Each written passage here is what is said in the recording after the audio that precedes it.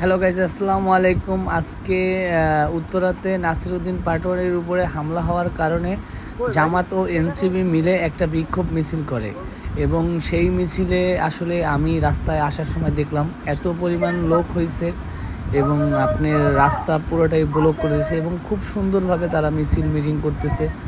আসলে বিএনপি যেরকম ঠেলাঠেলি বা ধাক্কাধাক্কি করে মিছিল মিটিং করে এবং গাড়ি রোড বন্ধ করে, তারা এরকমভাবে মিছিল করে না।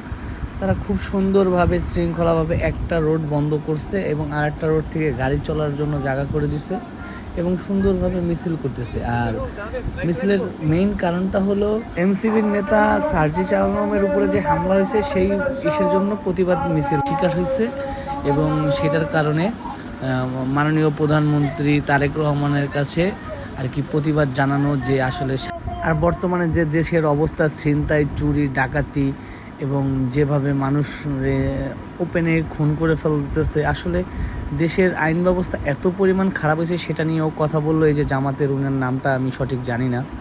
তো আপনারা আসলে কমেন্টে বলবেন আসলে এরকম আপনারা যদি কোনো এরকম অন্যায় হয় সবাই প্রতিবাদ করেন এবং সঠিকভাবে একজনের উপর যদি হামলা করে আপনারা প্রতিবাদ করে এটারে আসলে রুখে দেওয়ার চেষ্টা করেন। আর যদি প্রতিবাদ না করা শেখেন তাহলে আসলে আপনারা কিছুই করতে পারবেন না। যেরকম শেখ হাসিনা করে গেছে, যদি এরকম বিএনপি সরকারও করে যায় তাহলে ভাই আমরা কোথায়? আমরা তো কারো কাছে যেতে পারবো না।